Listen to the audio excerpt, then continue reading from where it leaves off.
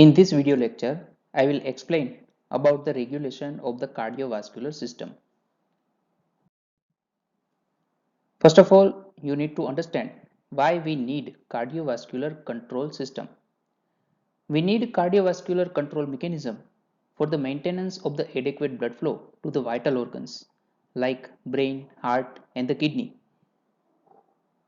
Now these vital organs, they are particularly regulated by the autoregulatory mechanisms. But cardiovascular regulatory mechanisms, they are useful in the emergencies like shock and the hemorrhage to maintain adequate blood flow to the vital organs and to sustain life. Cardiovascular control mechanisms, they are helpful to increase blood supply to the active tissue. For example, during the exercise, cardiovascular control mechanism, they increase blood supply to the exercising muscles. Cardiovascular control mechanisms, they are helpful for the redistribution of the blood flow to increase as well as to decrease the heat loss from the body. So circulatory adjustments, they occur during the routine cardiovascular stress like exercise, change in the posture, over of the excitement, fear, anxiety, after meals, sleep, etc. So this circulatory adjustment which ensure that all of the organs they receive sufficient blood, they are the control of the blood volume itself and the control of the blood pressure. And these circulatory changes they are made by regulation of cardiac performance as well as the regulation of the performance of the blood vessel. We can broadly classify the cardiovascular control mechanism as neural control mechanisms, humoral control mechanisms, or the cardiovascular control mechanisms by the release of certain chemicals or the local hormones, and the local control mechanisms that can regulate cardiovascular control mechanisms. First of all, let's understand about the neural control mechanisms. So the neural control mechanisms, they respond within seconds and they control systemic function of the circulatory system by redistribution of the blood flow. They increase the pumping activity of the heart or the performance of the heart, and neural control mechanisms, they are helpful for the rapid control of the arterial pressure. Components of the neural control mechanisms. So the medullary cardiovascular control centers, they are the higher centers for the control of the cardiovascular system. And this medullary cardiovascular control center, they receive information from periphery by the efferent impulses to the medullary centers. Now after receiving information, this medullary cardiovascular control center, they modify activity of the cardiovascular system by the autonomic nervous system supplying the heart and the blood vessel. Various skeletal nerves as well as the muscle, they also play a role in the neural control mechanisms. Now let's understand about the medullary cardiovascular control center or the higher center for the control of the cardiovascular system. Medullary cardiovascular control center, it contains medullary sympathetic center and the medullary parasympathetic center. Medullary sympathetic center, it is also known as vasomotor center. Now this vasomotor center, it contains two different areas, that is the pressure area as well as the depressor area. Medullary parasympathetic center, it controls the parasympathetic influence on the heart as well as the blood vessel. And for the activity of both the sympathetic center as well as the parasympathetic center, relay station, it is present in the medullary cardiovascular control center that receives cardiovascular efferent nerves, and it modifies the activity of the sympathetic as well as the parasympathetic area. So the medullary cardiovascular control center, it contains medullary sympathetic center, that is the vasomotor center, medullary parasympathetic center, and the medullary relay station for the cardiovascular efferent. Vasomotor area, it is also known as medullary sympathetic center. Vasomotor area, it is situated in the medulla oblongata of the brainstem, and the vasomotor area, it contains two different areas, pressure area and the depressor area. Pressure area, it is known as rostroventrolateral medulla, that is RVLM, and the depressor area, that is caudal ventrolateral medulla. Now let's understand about the activity of the pressure area as well as the depressor area present in the vasomotor center. Now first of all, the pressure area or the rostroventrolateral medulla. It contains glutaminergic neurons and it exerts excitatory influence over the thoracolumbar spinal sympathetic neurons, and that's why it is known as pressure area, because it increases the sympathetic influence over the heart as well as the blood vessel. Now the pressure area or the RVLM, it has inherent tonic activity. It means certain amount of the pressure area activity, it is always present and it influence the tone of the blood vessel as well as the activity of the heart. And this is known as vasoconstrictor tone. So what will happen whenever stimulation of the pressure area occurs? So stimulation of the pressure area, it increases the activity of the sympathetic influence over the heart as well as the blood vessel. So whenever sympathetic influence increases over the blood vessel, then it produces constriction of the arteries and the constriction of the veins. And the sympathetic activity over the heart, it produces increase in the heart rate and the increase in the force of contraction or increase in the myocardial contractility. Now other area present in the vasomotor center, these are the depressor area or the caudal ventrolateral medulla. Now the stimulation of the caudal ventrolateral medulla, it decreases the sympathetic activity. So the stimulation of the caudal ventrolateral medulla, it decreases the vasoconstrictor tone, and decrease in the vasoconstrictor tone, it increases the diameter of the arteries as well as the vein, which produces arteriolar dilatation and the venodilatation. Now decrease in the sympathetic tone over the heart, it produces decrease in the heart rate and decrease in the force of contraction. So the vasopressor area, it contains pressure area as well as the depressor area. Pressure area, it has inherent vasoconstrictor tone, and depressor area, it decreases sympathetic influence over the heart and the blood vessels. So the vasomotor center, it contains pressure area which increases sympathetic activity and the depressor area which decreases the sympathetic activity. Now the balance between this pressure area as well as the depressor area, it affects the intromedial lateral gray horn of the spinal cord, and final sympathetic output, it influences blood vessel as well as the heart. Now this change in the activity of the vasomotor center, it is achieved by various efferents to the vasomotor center. So the efferents to the vasomotor centers, they are from cardiac inhibitory areas. Cardiac inhibitory areas, these are the medullary parasympathetic areas which decreases the activity of the vasomotor center from the baroreceptor as well as the chemoreceptor. Baroreceptor, they sense change in the pressure inside the vessel. Whenever baroreceptor they are stimulated because of the increase in the pressure inside the vessel, then baroreceptor decreases the activity of the vasomotor center and the sympathetic output. Whenever chemoreceptor they are stimulated because of the change in the chemical constituents of the blood, they increase the sympathetic output towards the heart as well as the blood vessel. Lungs, they also send efferents to the vasomotor center.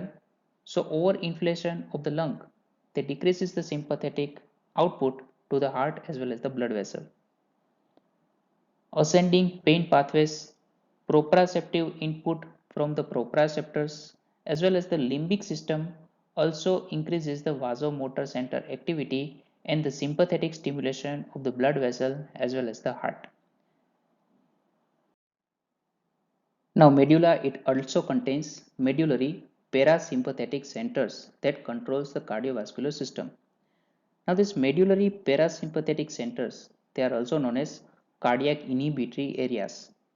These cardiac inhibitory areas, they are dorsal motor nucleus of the vagus nerve, nucleus tractus solitarius, and the nucleus ambiguous, they together known as cardiac inhibitory areas. Nucleus tractus solitarius is the medullary relay station for the cardiovascular afferents.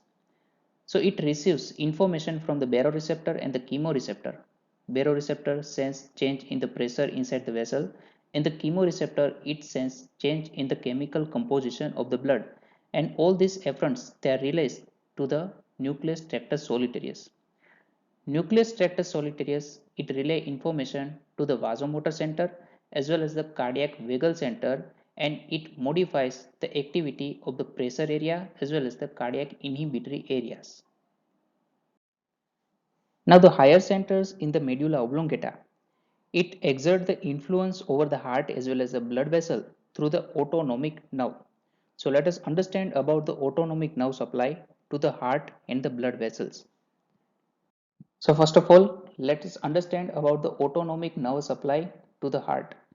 Now autonomic nerve supply to the heart is from sympathetic nerves as well as the parasympathetic nerves.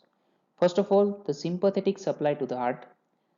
Sympathetic supply to the heart, it is derived from T1 to L2 segment of the spinal cord from the intermediolateral gray horn of the spinal cord. So from T1 to L2 segments of the spinal cord, preganglionic fibers they arise and they end in the lateral sympathetic chain. Now these preganglionic sympathetic fibers they end in the superior, middle as well as the inferior cervical ganglion. These preganglionic fibers they are short. From the superior, middle as well as the inferior cervical ganglion, postganglionic fiber arise and they supply heart. Now this sympathetic supply, it mainly supplies SA node, AV node, atrial as well as the ventricular muscles. Now parasympathetic nerve supply to the heart.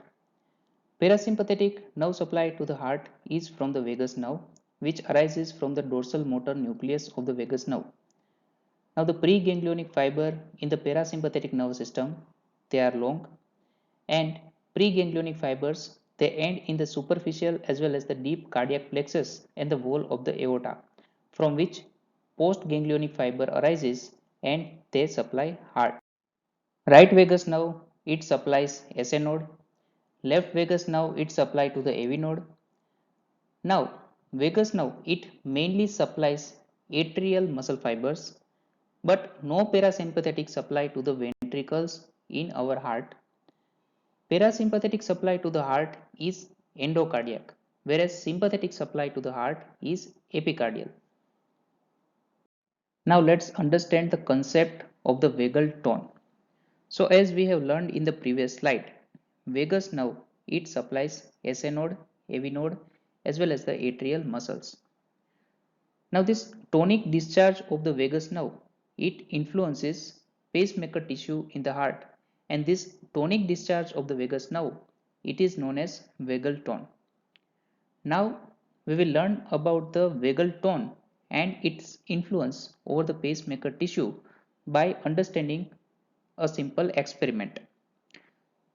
So first understand that our normal heart rate is within the range of the 60 to 100 beats per minute, and on an average heart rates they are about 80 beats per minute. So when in the experimental animal vagus nerves they are cut, then the heart rate they increases from 80 beats per minute up to 150 beats per minute. So whenever we remove the parasympathetic influence or the vagus nerve, then the heart rate increases from 80 to 150 beats per minute, because parasympathetic influence it is removed and the sympathetic influence it is intact. When vagus nerves they are cut along with the removal of the sympathetic supply, then the heart rate they rises only up to 100 beats per minute because of removal of both sympathetic as well as the parasympathetic supply to the heart rate increases from 80 to 100 beats per minute. So it shows that the parasympathetic influence over the heart is more than the sympathetic influence. So, parasympathetic influence over the vagal tone, it decreases the intrinsic heart rate from 100 beats per minute up to 80 beats per minute, and this is known as vagal tone. After understanding autonomic nerve supply to the heart, let's understand autonomic supply to the blood vessels. Now, blood vessels, they are also supplied by the sympathetic as well as the parasympathetic nerves. First, understand about the sympathetic supply to the blood vessel. So, sympathetic discharge is from T1 to L8 segment of the spinal cord, from which preganglionic fiber they arise. Now, preganglionic fibers they are short, postganglionic fibers they are long, and they supply blood vessels. Now, this sympathetic influence over the blood vessel, it has inherent tonic discharge, which is known as vasomotor tone. This vasomotor tone is usually at the rate of the 1 impulse per second, and it always produces partial constriction inside the blood vessels. Whenever sympathetic stimulation is there, then it produces more obliteration of the blood vessel, which is known as vasoconstriction. And when we remove the sympathetic influence by the sympathectomy, then it removes vasomotor tone, which produces vasodilatation. So sympathetic stimulation, it produces vasoconstriction, and decrease in the tone of the sympathetic system, it increases the diameter of the blood vessel, which produces vasodilatation. Now let's understand the effect of the vasoconstriction as well as the vasodilatation on the blood pressure. First of all, vasodilatation. So vasodilatation, it increases the diameter of the blood vessel, which decreases the peripheral resistance. Decrease in the peripheral resistance decreases the diastolic blood pressure. Increase in the diameter of the blood vessel, it causes peripheral pooling of the blood, and peripheral pooling of the blood also decreases the venous return. Decrease in the venous return decreases the cardiac output, so systolic blood pressure decreases. So in the vasodilatation, systolic and the diastolic blood pressure decreases. Now understand about the vasoconstriction. So whenever vasoconstriction occurs, then it increases the peripheral resistance. Increase in the peripheral resistance increases the diastolic blood pressure. Now vasoconstriction along with the venoconstriction, it increases the venous return, and increase in the venous return increases the cardiac output, so systolic blood pressure increases. So vasodilatation, it decreases the systolic and diastolic blood pressure, and vasoconstriction, it increases systolic and diastolic blood pressure. Now these effects, they are helpful for the redistribution of the blood flow to the vital organs. So in the previous slide, you have learned about the sympathetic adrenergic nerve supply to the blood vessel, which on activation produces vasoconstriction. Now understand about the sympathetic cholinergic nerve supply. This sympathetic cholinergic nerve supply, it is mainly to the skeletal muscle, heart, lung, liver, kidney, and the uterus. And this sympathetic cholinergic nerve supply, they secrete acetylcholine and vasoactive inhibitory peptide as a neurotransmitter. This sympathetic cholinergic nerve supply, they have vasodilatation effect. They produce vasodilatation. And these nerve, these are not tonically active. They are mainly active during the biological stress. Now parasympathetic stimulation to the blood vessel, it produces vasodilatation. And these parasympathetic vasodilator fibers, they are mainly distributed to the blood vessel supplying the external genitalia, to the salivary glands, where they secrete acetylcholine as well as the vasoactive inhibitory peptide as a neurotransmitter. So parasympathetic nerve supply to the blood vessel, it produces vasodilatation. Now let's solve some MCQs. First MCQ, when spinal cord is cut at the level of the T1, what will happen? So options are, the arterioles they are constricted, the blood pressure falls, the sympathetic vasoconstrictor they are stimulated, the venules they are constricted. And the right answer is decrease in the blood pressure. So whenever spinal cord is cut at the level of the T1, then it decreases the vasomotor tone and sympathetic influence to the blood vessel, which increases the diameter of the blood vessel, and because of the increase in the diameter of the blood vessel, it decreases peripheral resistance and the blood pressure falls. Parasympathetic system affects cardiovascular system mainly by altering the options are vascular resistance, vascular compliance, heart rate and force of contraction of the heart. So parasympathetic system, it supplies heart mainly to the SA node, AV node and the atrial muscles. So because of the innervation to the SA node, it regulates heart rate. The portion of the mammalian heart not innervated by the vagus nerve. So vagus nerve, it supplies SA node, AV node and muscle of the atria. Muscles of the ventricles, they are not innervated by vagus nerve. Now the vasomotor center activity. Options are A. Produces only increase in the sympathetic activity. Option B. Produces only decrease in the parasympathetic activity. Option C. Can produce either increase or decrease in the sympathetic activity. And option D is the only center in the medulla that bring about changes in the cardiovascular system. Now as we have discussed in this lecture, vasomotor center, it contains two area, pressure area as well as the depressor area. Pressure area, they can increase sympathetic activity and the depressor area, they can decrease sympathetic activity. So they can produce either increase or decrease in the sympathetic activity. So option C is the right answer. Final MCQ. All are cardiovascular effects of parasympathetic system except. So the question is about which is not the action of the parasympathetic system. Now look at the given option. Decrease in the heart rate and the decrease in the conduction, they are the action of the parasympathetic system. Parasympathetic system also increases the refractive period, and because of the increase in the refractive period, it decreases heart rate. Parasympathetic system, it decreases automaticity. So the option C, it is wrong. It is not the action of the parasympathetic system, it is the action of the sympathetic system. So the answer is C.